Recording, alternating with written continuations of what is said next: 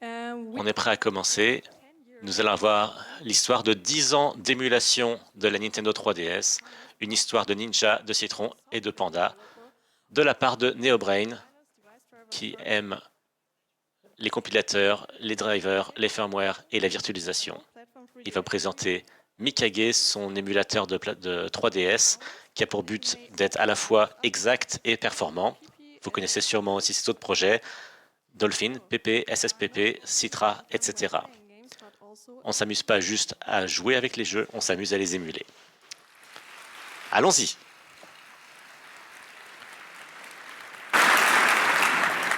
Thank you, and hello everybody, thanks for coming. Bonjour tout le monde, merci d'être venu.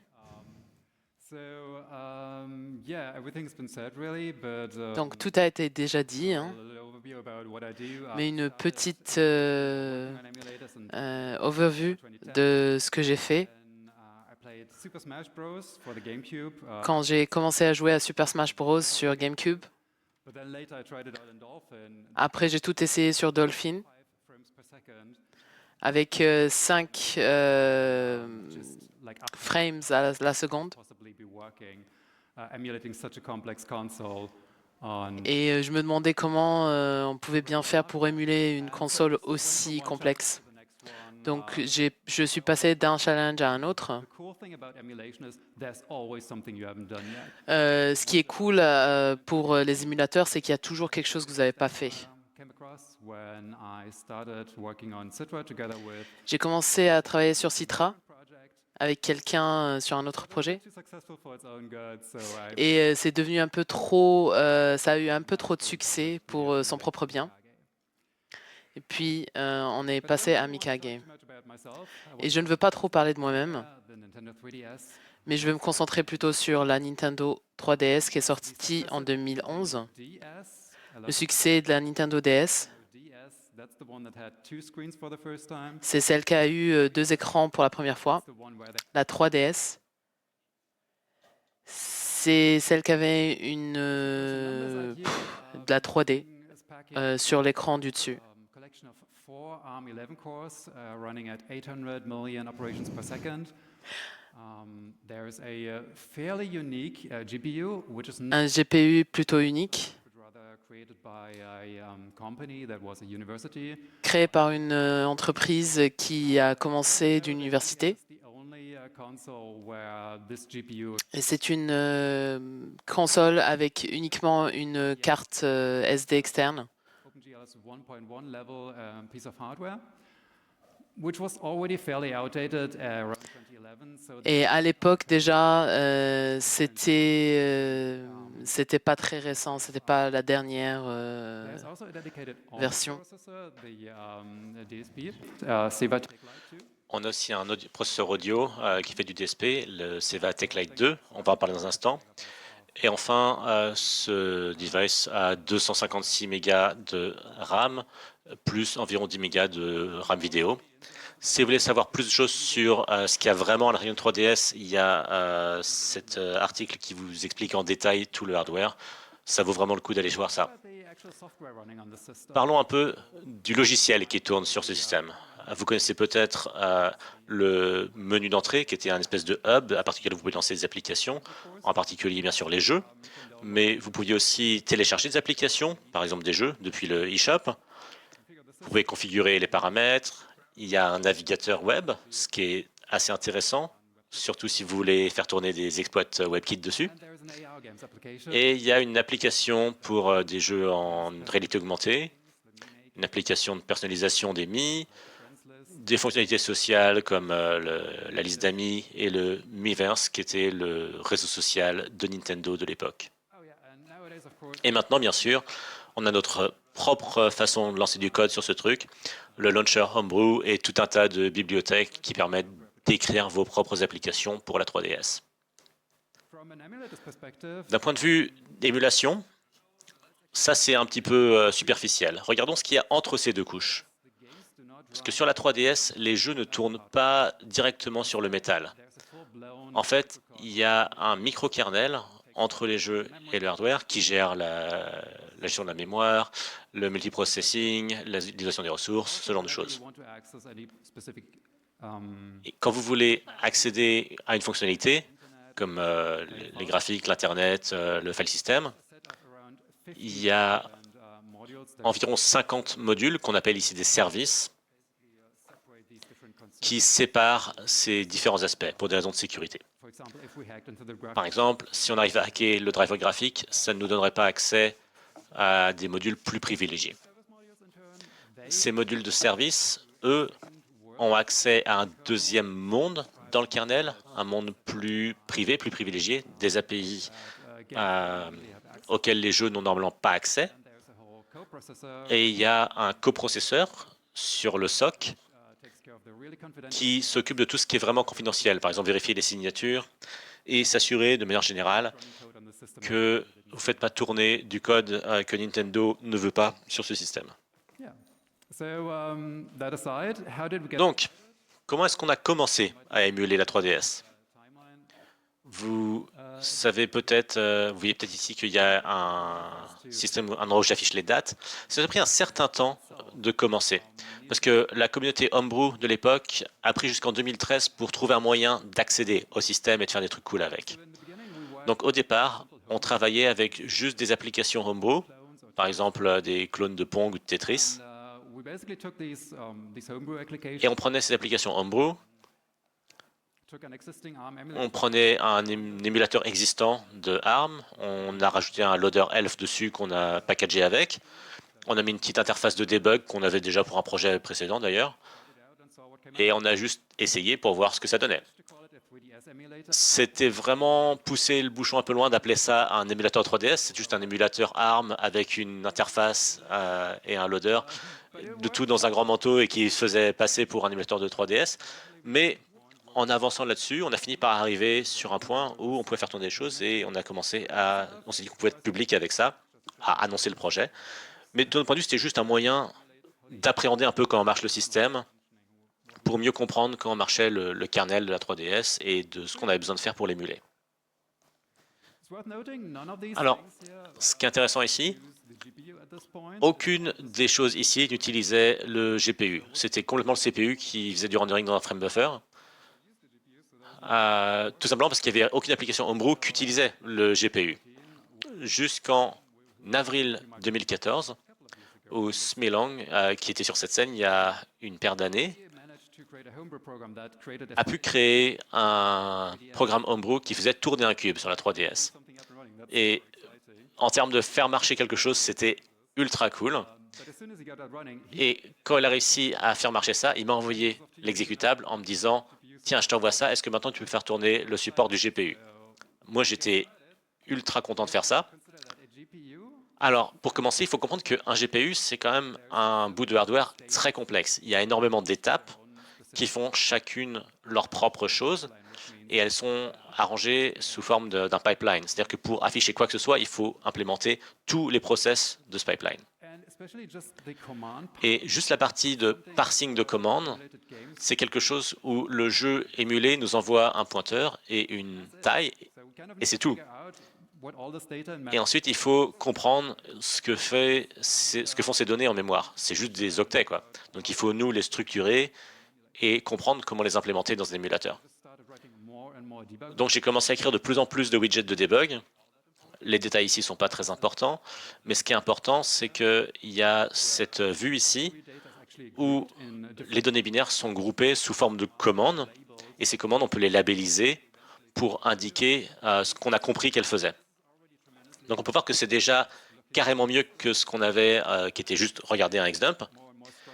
Et alors qu'on ajoutait de plus en plus de structures là-dedans, on est arrivé au point où on pouvait exécuter un vertex shader. Alors on a fait un désassembleur de vertex shader. On commence à avoir des textures, donc il faut gérer un décodeur de textures. Et le tout devient de plus en plus compliqué jusqu'à ce qu'on ait une vision complète de l'ensemble. Et une fois qu'on a fait ça, on avait une plutôt bonne compréhension de comment ça marche et on a pu s'installer pour écrire l'émulateur lui-même. Donc on a écrit un renderer software pour plus de flexibilité. Donc on a commencé par un cube qui tourne. Ouais, plus de cubes qui tournent. Ouais, des textures sur des cubes. Et enfin, Après 8 mois de travail, on avait la version homebrew de Minecraft, qui a aussi été écrite par Smilum. Et on pouvait faire tourner cette version de Minecraft homebrew dans Citra. Donc pour nous, c'était super agréable d'avoir ça. Pour les utilisateurs, nous, on avait cette liste d'annonces. Nous, on postait ces screenshots, on était super contents. Et les utilisateurs disaient, « Hein? Mais de quoi tu parles? C'est quoi ça ?» Mais non, c'est vraiment des étapes qui étaient très importantes. Si vous n'avez pas ça, vous n'avez rien. Donc chaque petit bout de progrès que vous faites vers ça, c'est déjà une grande avancée. Donc moi, il fallait que je gère les attentes des gens en disant, hey, je sais que ça va être chiant pour vous. On n'avait pas accès à l'époque à un jeu physique. On avait des cartouches, bien sûr, on n'avait pas de façon de les dumper ou de les déchiffrer. Et ça, c'est bien sûr un prérequis à faire des choses intéressantes. Et donc, fast forward, on arrive en décembre 2014, on a pu avoir des jeux déchiffrés. Et on a enfin pu les mettre dans l'émulateur et voir ce que ça donnait. Généralement, ce qui se passait, c'était pas grand-chose. Généralement, ça bloquait, écran noir ou ça crachait.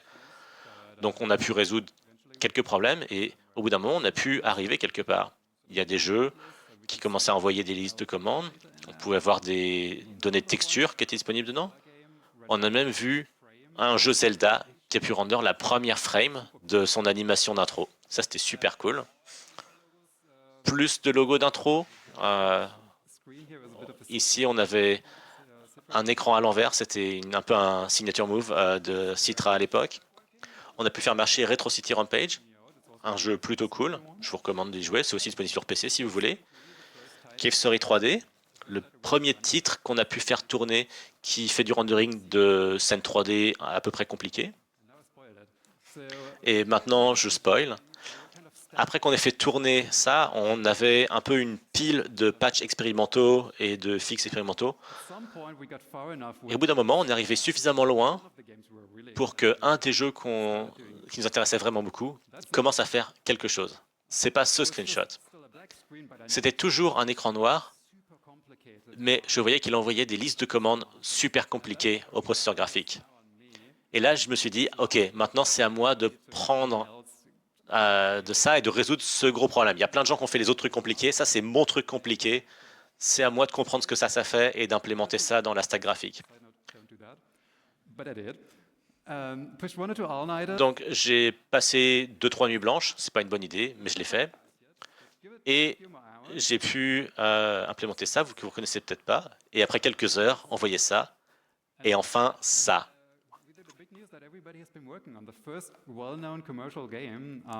Et donc, là, la grande nouvelle, c'était le premier jeu connu, commercial, grand public à marcher sur Citra. Forcément, c'était une news importante. Et donc, c'était l'occasion pour nous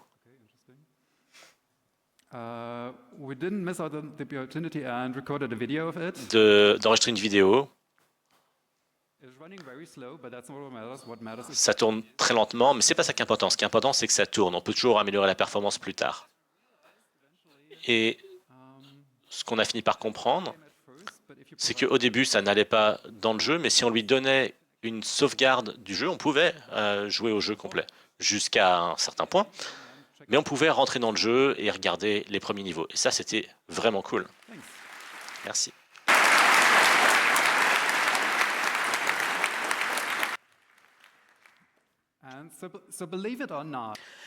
Donc, croyez-moi ou pas, mais ça, c'était vraiment le plus gros. Le plus gros est vraiment fait. Donc, maintenant, Citra n'était pas un produit utilisable, mais ne plus avoir à gérer, ne plus avoir à faire face à des écrans noirs, c'est vraiment quelque chose. La carte graphique peut avoir des problèmes. Il y a plein de choses qui peuvent ne pas fonctionner. Et le plus souvent, c'est pas un seul problème, mais plusieurs problèmes qui convergent pour vous bloquer. Et après, c'était plus ou moins simple. Les implémentations qu'on a faites étaient plutôt techniquement difficiles, mais elles coulaient de source. J'en ai choisi 3. Côté graphisme, côté audio et côté software. La première chose, vous allez adorer cette slide, c'est la lumière. S'il y a quelqu'un qui a travaillé avec du design 3D, vous comprendrez la difficulté de faire en sorte qu'un objet ait cette impression 3D. C'est vraiment les gradients de couleurs qui font en sorte donc les universités ou les académiciens ont passé pas mal de temps à générer des formules pour essayer de répliquer. Donc on a des formules de plus en plus compliquées, de plus en plus compliquées. J'aime bien la dernière parce qu'elle a une integer, parce que pourquoi pas. Si vous designez un GPU et que vous devez choisir un de ces modèles, et il fallait vraiment choisir une de ces formules. Si vous choisissez la moins compliquée, ça ne sera pas très visuellement charmant. Mais si vous choisissez la plus compliquée, ça prendra beaucoup de temps. Donc il fallait vraiment plisser les yeux jusqu'à ce que toutes ces formules soient convergées. Et du coup, on a une formule qui reprend toutes celles que je vous ai montrées. C'est une combinaison linéaire.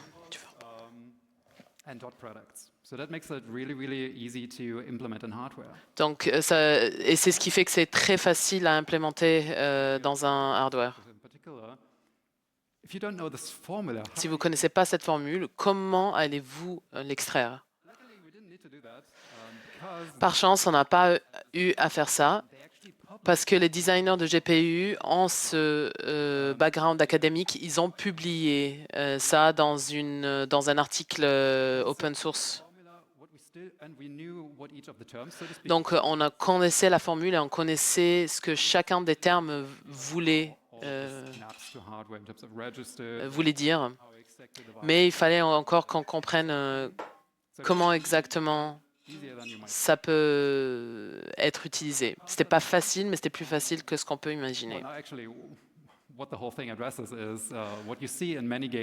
Maintenant, ce que vous voyez dans plusieurs jeux, c'est que les caractères sont en noir parce qu'il n'y a pas de lumière dessus. Donc le problème, c'est que vous avez l'impression que le jeu a crashé, mais au fait, c'est juste qu'il n'y a pas de lumière. Des fois, c'était assez extrême, particulièrement quand c'était de nuit dans le jeu.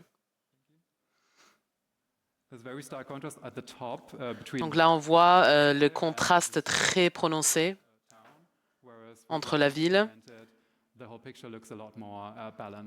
Et avec la lumière implémentée, on voit que les contrastes sont beaucoup plus doux. Ça, c'était pour la lumière. L'autre point que je voulais toucher, c'est l'audio. Donc, le CPU ou le jeu émulé ne compile pas les effets audio. Mais il y a des programmes firmware dédiés avec un processeur audio.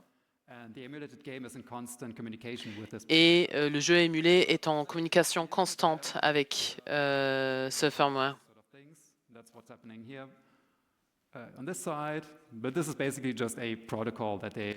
C'est simplement un protocole de communication.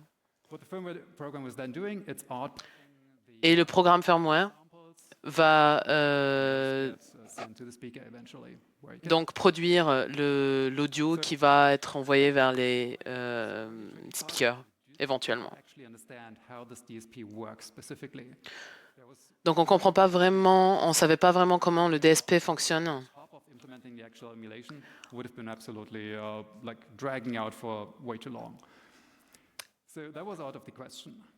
What we could do instead, Ce qu'on a choisi de faire, replace this entire blob of code, c'est de remplacer ce code blob of C++ code. avec un blob de code C++. What was happening in this memory block here?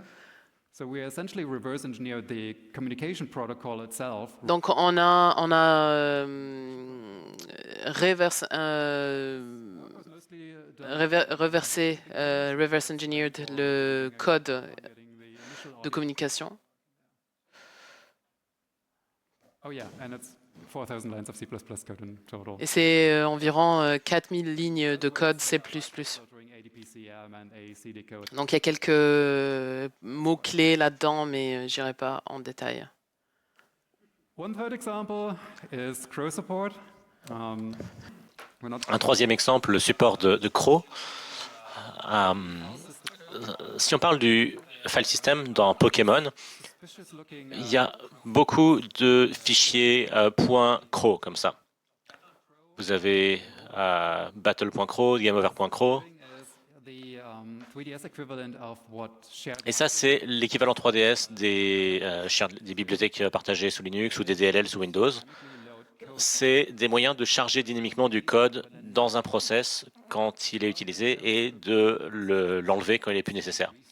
Donc c'est pas pour partager ça entre plusieurs processus, c'est pour économiser des ressources. Il n'y a pas besoin d'avoir l'écran Game Over en mémoire à tout moment, puisque vous n'en avez pas besoin à tout moment. with the remaining. Donc vous pouvez utiliser la mémoire pour faire ce dont vous avez besoin au moment où vous en avez besoin. Try to decode those files. Si vous essayez de décoder ces fichiers, vous allez être déçu, Difficult to parce qu'ils sont extrêmement difficiles à parser correctement. Y1 a créé un diagramme qui illustre comment ça fonctionne. C'est pas génial. what's happening is there's tables in those files Il y a des tables dans ces fichiers. Ces tables contiennent des offsets qui ont des références à d'autres tables. Les tables sont groupées sous forme de modules. Les modules ont également des choses qu'on appelle des segments qui ont des références croisées vers d'autres segments et c'est un bordel pas possible. Imagine having to figure out how Imaginez devoir comprendre comment tout ça se connecte les uns aux autres juste en regardant à un dump des crows ou à des assembleurs du loader crow. not be working. Le problème, c'est que si vous faites la moindre erreur, la logique de votre jeu va probablement plus marcher. Wang did it anyway. Donc, Waiwang l'a fait quand même. 3000 lignes de code. Et elle l'a fait marcher. C'est super impressionnant. If you want to check them Il y a des notes ici, si vous voulez regarder ça un peu plus en détail. Et le produit de ce travail, Pokemon X and Y c'est Pokémon XY. is Pokemon X and Y Pokémon XY, qui running in fonctionne sur Citra.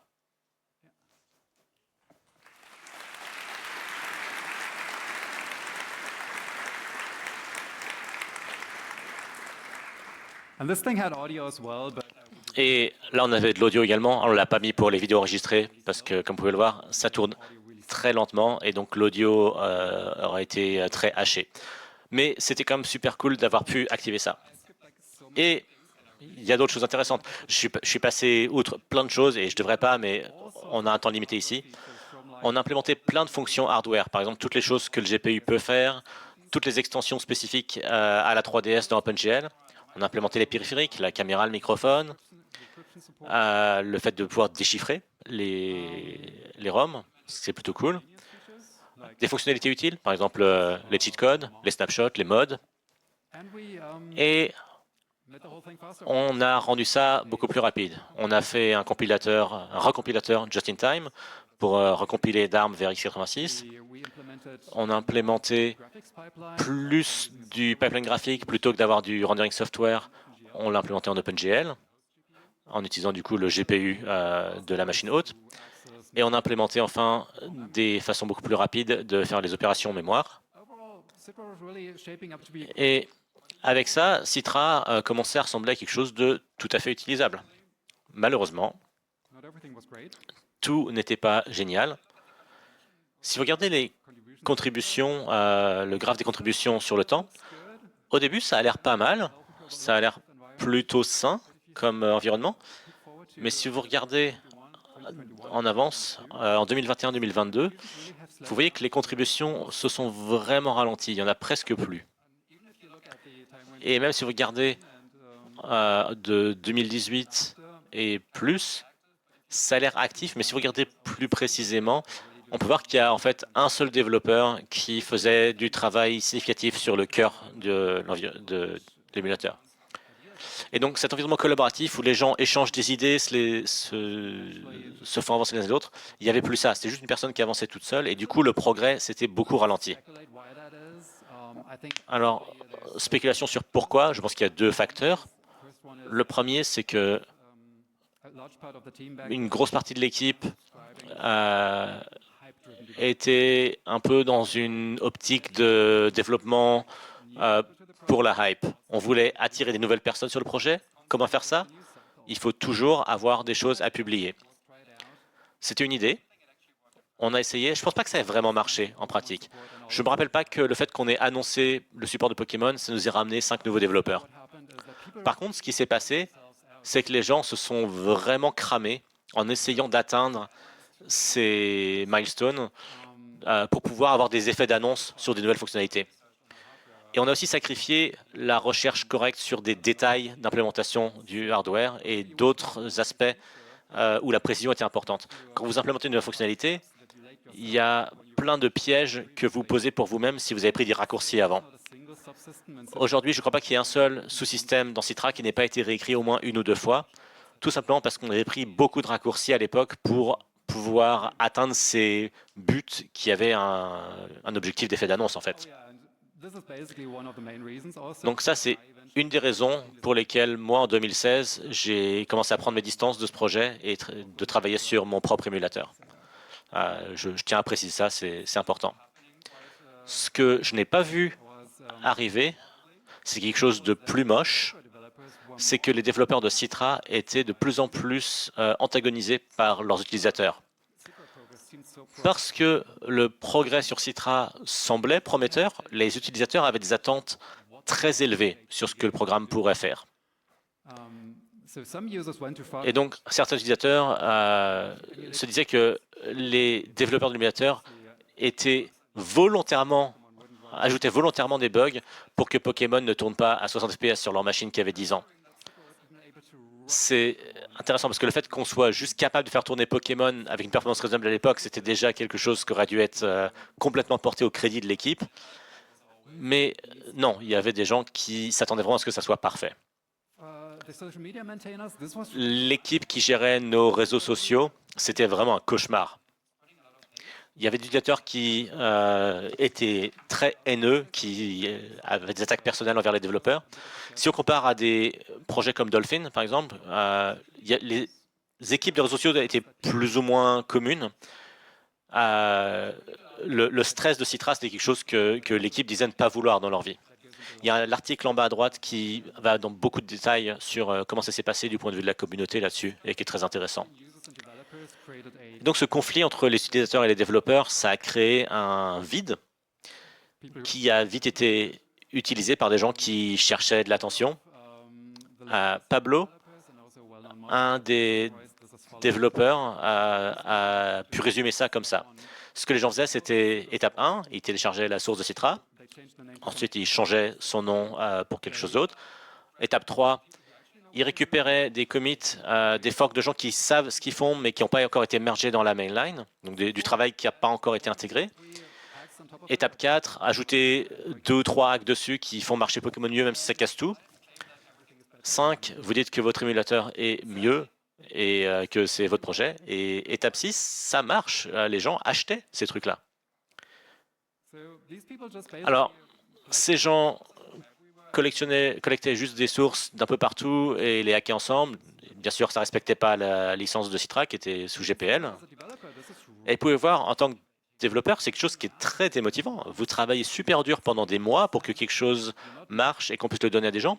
C'est pas encore mergé parce que vous voulez que ça fonctionne correctement et pas juste sur un ou deux jeux. Donc vous faites ce travail et ensuite quelqu'un le prend, vole tout le crédit Et vous avez juste les bugs, des gens qui vous disent que ce travail est incomplet et donc qui sont mécontents. Donc ça, c'était une situation qui n'était pas du tout pérenne. Et ça a beaucoup contribué, je pense, au déclin des contributions dans Citra. En 2023, on avait l'impression que les choses allaient mieux à nouveau, mais malheureusement, quelque chose de différent est arrivé. Je pense que la plupart d'entre vous l'ont vu. Nintendo a porté plainte contre les utilisateurs pour Yuzu, contre Yuzu. Donc il n'y a pas eu de procès, mais il y a eu une mitigation hors cours.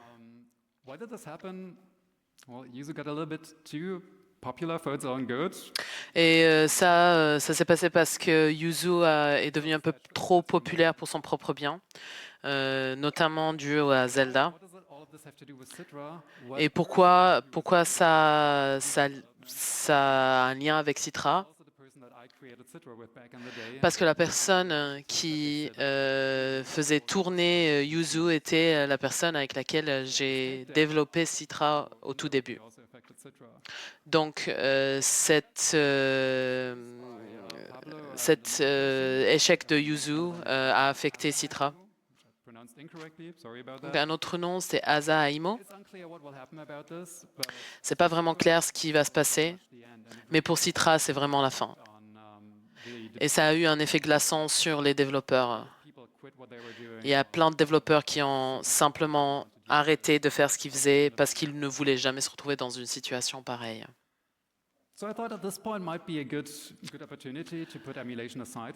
Donc, pour moi, c'était l'opportunité de mettre l'émulation un peu de côté et de poursuivre d'autres projets. Et la première chose qui m'est venue à l'esprit en préparant ces slides, c'est Archiverse.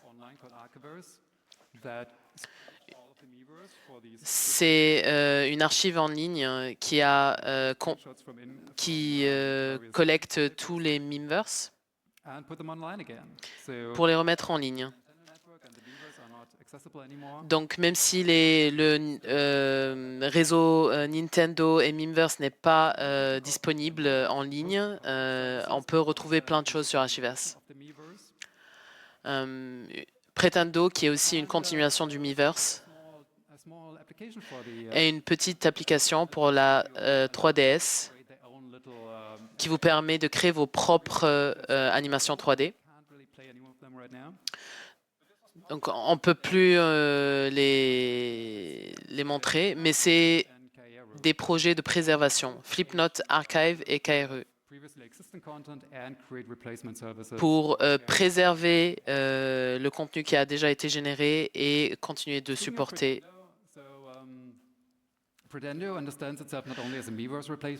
Donc, Pretendo est un remplacement de Miiverse qui n'existe plus, qui a été down. Donc, vous pouvez encore faire tourner Smash Bros. Grâce au travail de cette communauté.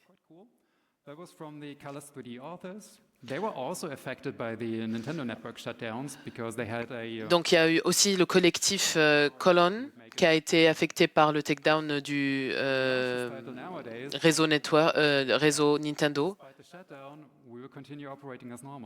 mais qui continue de fonctionner normalement, même sans sans le network Nintendo. Donc, les développeurs de Colors ont travaillé ensemble avec Pretendo pour essayer de continuer d'opérer comme si de rien n'était. Donc, c'est vraiment cool que les développeurs aient réussi à travailler ensemble pour les bienfaits de la communauté. Donc, ils ont un site web et ils ont plein de projets en cours et je vous invite à aller voir ce qu'ils font. La boutique en ligne a aussi cessé d'exister.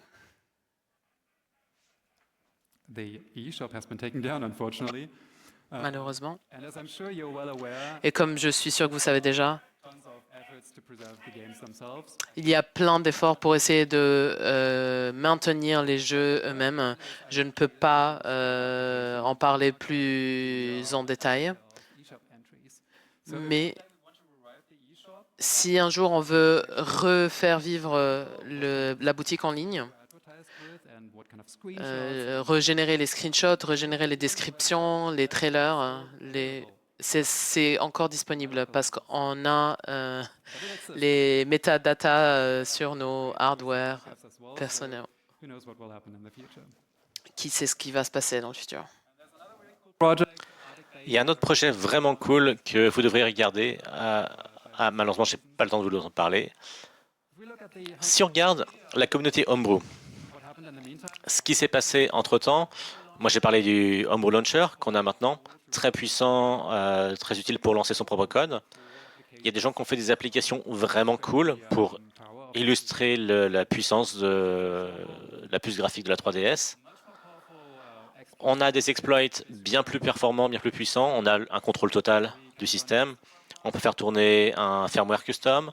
On peut dumper, décrypter déchiffrer à peu près n'importe quel contenu de n'importe quel système de fichiers. Et on a surtout accès aux clés de chiffrement. Et ça, c'est pas rien. Alors, qu'est-ce qui va se passer dans le futur en termes d'émulation? Comme je l'ai mentionné, moi, j'ai arrêté de développer Citra et j'ai recommencé sous une autre marque. Et l'idée dans ce redémarrage, c'était de recommencer un nouvel émulateur à partir de zéro. Qu'est-ce qu'on a appris? Qu'est-ce qu'on peut faire de mieux? Qu'est-ce qui a changé dans les préconditions qui nous permettraient de faire quelque chose de différent qui n'était pas possible à l'époque?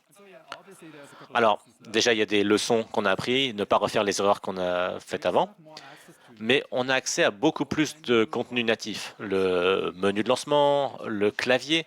Il y a des jeux qui veulent que vous rentriez du texte, et donc ça appelle un applet pour ça. On a cet applet maintenant. Et plein de modules de service qui sont utilisés par ces applications et qu'en tant qu'utilisateur, vous ne voyez pas normalement. Donc on a accès à tout ça. On a aussi une bien meilleure compréhension du hardware en lui-même. On a un système maintenant qui documente et qui essaye d'émuler le processeur audio grâce au travail de Wai Wang, quelqu'un d'extraordinaire. Ça a été intégré dans Citra, mais comme c'est plus une plateforme de référence, ça ralentit vraiment l'émulation. Quelque chose qui tournait à 60 fps tourne avec cet audio à 5 fps, donc ce n'est pas utilisable pour du gameplay.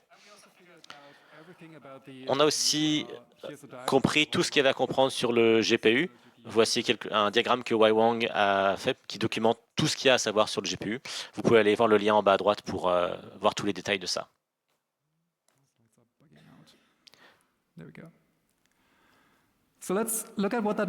Alors, regardons ce que ça veut dire en pratique.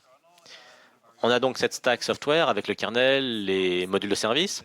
Ce que Citra faisait à l'époque, c'est que ça émulait tous les composants qui étaient en dessous du jeu. Donc vous aviez juste les jeux émulés sur une grosse pile de C++, que ce soit le hardware, les services ou le kernel. C'est plus vraiment nécessaire de nos jours, parce qu'on a accès à tous les composants bas niveau.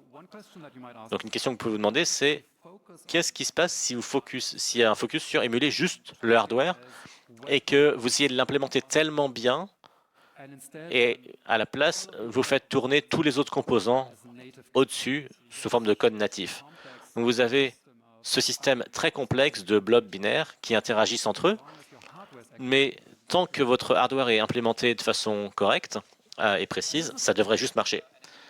Et ça, c'est quelque chose qu'un émulateur qui s'appelait Corgi 3DS a fait à l'époque, avec succès. Il pouvait démarrer le menu Home, faire tourner divers jeux. Le gros problème, c'est que c'est extrêmement coûteux de faire ça. Émuler un kernel, c'est très complexe. Et si vous rajoutez le coprocesseur de sécurité et qu'il faut émuler le timing de ces communications avec le processeur principal, ça devient très complexe et c'est globalement... Il ne faut jamais dire jamais, mais c'est très difficile. C'est très difficile en tout cas d'atteindre 60 fps à ce niveau-là. Donc ce que fait Mikage, c'est quelque chose où on est un peu entre les deux.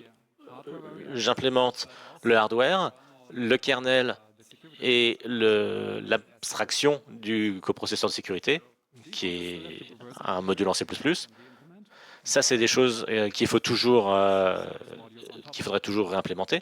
Mais par contre, tous les 50 services de modules services au-dessus, on les a gratos. Et ça nous offre plein d'opportunités dont je vais parler dans un instant. Mais pour rendre ça concret, par exemple, vous vous rappelez du diagramme super complexe pour CRO? CRO est décodé par un module de service qui s'appelle LDRO. LDRO, que vous voyez ici sur le diagramme. Ça, c'est quelque chose que Citra avait dû réimplémenter avec ces 3000 lignes de code. Là où Mikage, en émulant un niveau plus bas, on peut juste faire tourner le loader natif. En faisant ça, on a remarqué une chose, c'est qu'il y a un appel système qui est spécifique à ce loader, qui n'est pas utilisé par autre chose. Donc il a fallu qu'on implémente ce syscall, mais ça ne prend que 80 lignes de code. Et 80 lignes de code, c'est vachement plus facile à reverse engineer que les 3000 lignes d'un loader complet. Donc, non seulement on a économisé énormément de temps et d'efforts à plein de niveaux, on a aussi une meilleure histoire pour les utilisateurs parce que ce code va tourner de façon bien plus fiable que les 3000 lignes de code qu'on avait ici à gauche. Tout simplement parce qu'on ne sait pas combien de bugs on a dans la réimplémentation. Donc ça, c'est une distinction qu'on fait entre l'émulation haut niveau et bas niveau, et ça va être important dans un instant à nouveau. Mais d'abord, j'ai une petite démo que j'avais préparée, et j'ai peur par contre que les difficultés avec les slides au début m'aient cassé tout ça, mais voyons voir si je peux faire tourner ça quand même.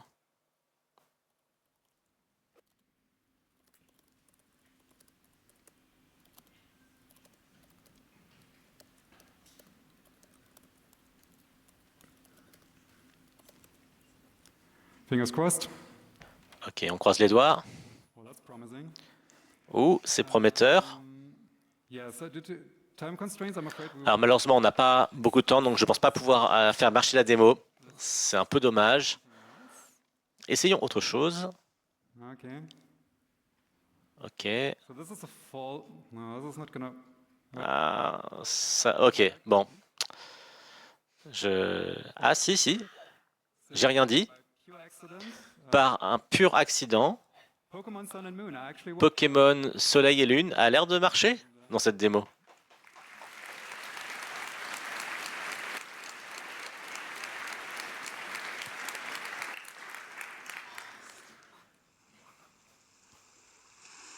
Ah. But sadly, we don't have time to.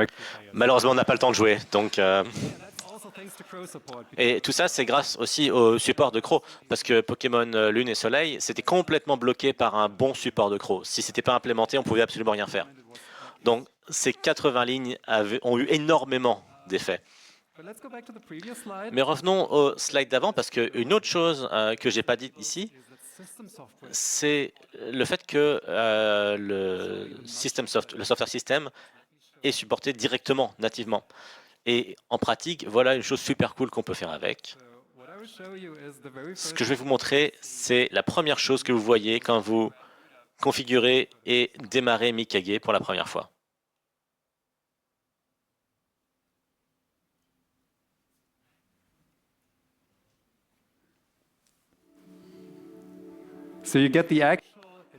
Donc vous avez l'écran de setup initial qui tourne dans l'émulateur que vous venez d'installer.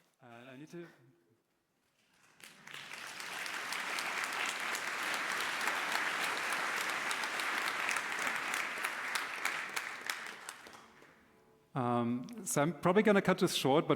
j'ai sûrement raccourci ça, mais ce que je voulais montrer, c'est que si vous complétez le tutoriel, vous pouvez arriver à l'écran d'accueil, vous pouvez même éteindre l'émulateur. Bon, ça marche pas forcément tout à fait, mais vous pouvez avoir le menu d'accueil, vous pouvez lancer des jeux, tout ça, ça marche out of the box.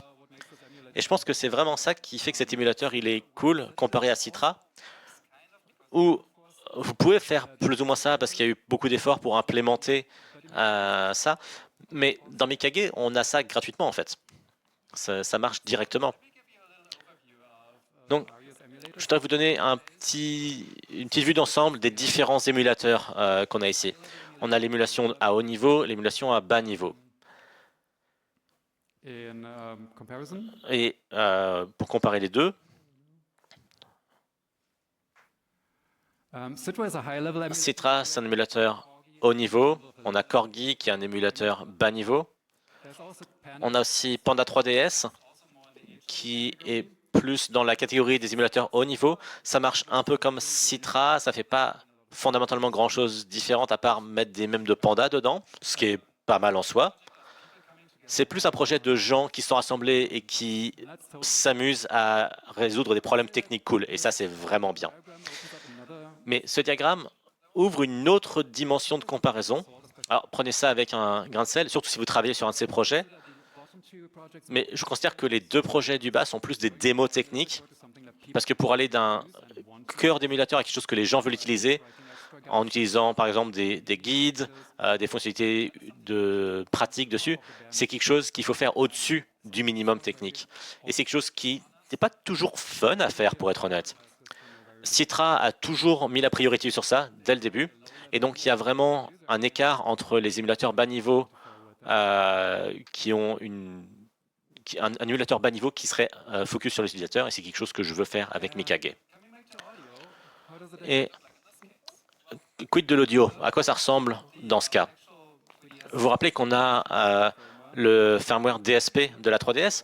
On ne pouvait pas vraiment regarder ça à l'époque. À la place, on avait réimplémenté en C++. Eh bien, il s'avère que maintenant qu'on comprend comment le DSP fonctionne, on peut tout simplement l'insérer dedans.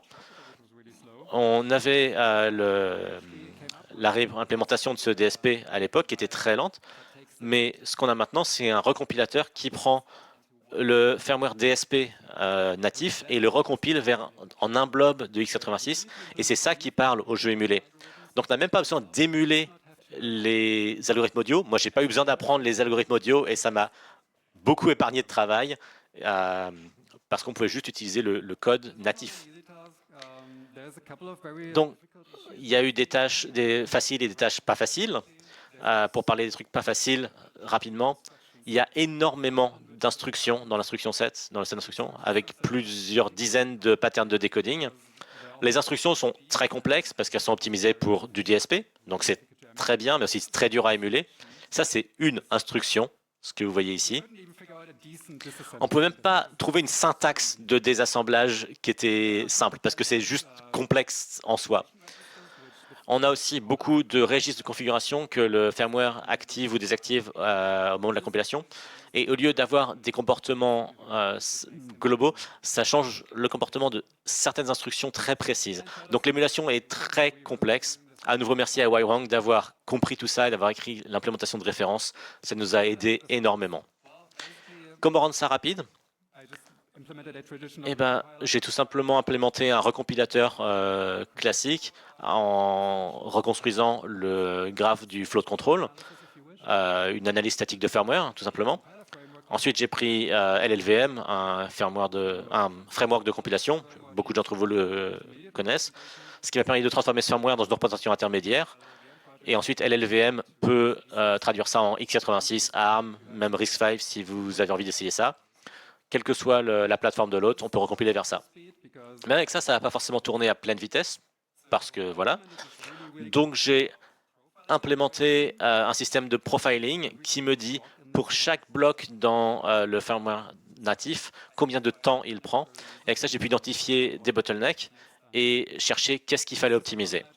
Et avec un peu d'autres tours de magie dont je n'ai pas le temps de parler ici, ça nous a permis d'avoir quelque chose où on pouvait tourner à 60 fps avec du son. Vous avez vu les démos tout à l'heure, il y avait le son et ça tournait à la performance complète. Et c'est vraiment la dernière chose que je veux dire ici. Je n'ai pas envie de faire quelque chose qui soit good enough, juste OK. Je veux une émulation parfaite, à un degré raisonnable, auquel les jeux peuvent s'appuyer dessus. Je veux que tout ce qu'un jeu puisse attendre de la plateforme, je veux que ce soit émulé correctement. Et donc pour tester ça, cette fiabilité, j'ai créé le premier jeu de test automatisé pour les API de la 3DS. J'ai même implémenté un concept de test de la stack graphique. Voilà à quoi ça ressemble. On dirait que ça ressemble juste à un rectangle, un quad, mais en fait, ça en affiche environ 10 000 par frame. Chacun d'entre eux couvre un pixel et ils sont juste mis côte à côte dans ce grand rectangle. Ce que ça me permet de faire, c'est de tester 10 000 configurations d'entrée dans le pipeline de pixels par frame. Et donc, on a le résumé ici. On a plus de 100 000 tests qui sont passés dans les 10 secondes de vidéo ici. Donc ça, c'est super si vous voulez pouvoir vérifier que les différents éléments du pipeline de pixels marchent ensemble. Une autre chose qu'on a faite, c'est un outil Conan 3DS qui permet d'avoir des builds reproducibles sur la 3DS. C'est malheureusement quelque chose qui manque dans la toolchain du monde homebrew et que j'ai dû inventer moi-même pour combler ce manque. Mais ce qui est intéressant, c'est que ça permet de garantir que ce qu'on fait tourner aujourd'hui et ce qu'on fera tourner dans 10 ans, ce sera l'exacte même chose. Et ça permet d'éviter que la recompilation ait une influence sur qu'est-ce qu'on fait tourner. Donc le but ultime là-dedans, c'est d'apporter l'émulation bas niveau à tout le monde, que ce soit mainstream. D'un point de vue recherche, Citra avait une approche plutôt brute force à réimplémenter l'univers. Ça veut dire aussi, bien sûr, reverse engineer l'univers. Alors que là, j'ai une approche d'une attaque d'une surface minimum à faire marcher de façon très fiable et très précise. D'un point de vue que ça soit correct, pour moi, ça marche tout de suite. Là où Citra avait besoin d'énormément de playtesting et de revues manuelles de est-ce que les choses fonctionnent. Pour le contenu, on peut dire que Citra s'intéresse principalement au jeu. On peut faire tourner d'autres choses, mais c'est un petit peu un chemin détourné. Sur Mikage, tout est là par défaut. L'audio fonctionne tout simplement. Citra a quelques problèmes, surtout avec les jeux de rythme. Les graphiques, nous, on a des choses qui sont précises au bit près, là où Citra, tel que je le sais, n'a pas vraiment de façon structurée de faire du test de hardware. Ça, c'est l'aspect technique qui rend la vie des développeurs beaucoup plus facile. D'un point de vue utilisateur, ce que je pense qui est intéressant, c'est cette triade de contenu, les jeux et le software system, les services en ligne, par exemple la possibilité de faire des jeux multijoueurs. Et un jour, on espère qu'on va même pouvoir ramener le eShop. Et en troisième pilier, le contenu communautaire, notamment le Miiverse. C'est pas entièrement clair comment est-ce qu'on va intégrer tout ça dedans, mais l'idée, c'est vraiment de ne pas avoir un focus juste sur les jeux, mais d'avoir toute l'expérience qui a fait de la plateforme ce qu'elle était. Je n'ai pas mentionné les aspects négatifs de ça. Déjà, je n'ai pas publié l'émulateur, donc vous ne pouvez pas l'utiliser aujourd'hui. Et je pense que le slide que j'avais avant sur la chute de Citra et ce qui a découragé les développeurs de continuer à travailler dessus, ça explique un petit peu pourquoi j'ai choisi cette approche. En tout cas, je l'espère. Ça va encore prendre un moment avant que les gens arrêtent de comparer Citra et Mikage. Moi, je voudrais que ça soit sa propre expérience parce que c'est ce que c'est. Et quand on aura une équivalence des fonctionnalités avec Citra, à ce moment-là, je serai prêt à le publier. Mais je n'ai pas envie de vous laisser repartir les mains vides. Donc, ce que je publie aujourd'hui, et c'est une très grosse étape pour moi, c'est la majorité du cœur de l'émulateur.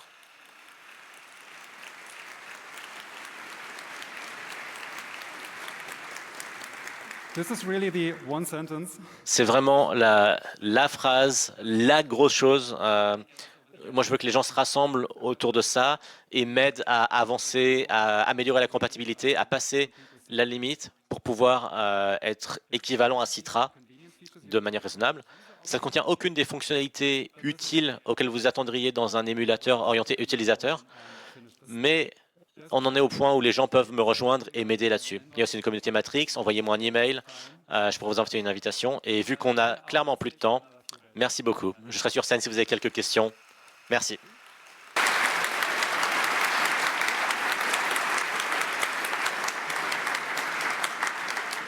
Thank you very much for your talk. Merci beaucoup pour cette présentation et pour les tonnerres d'applaudissements. Je pense que la plupart des gens ici ne peuvent pas attendre avant d'avoir leur main sur Mikage.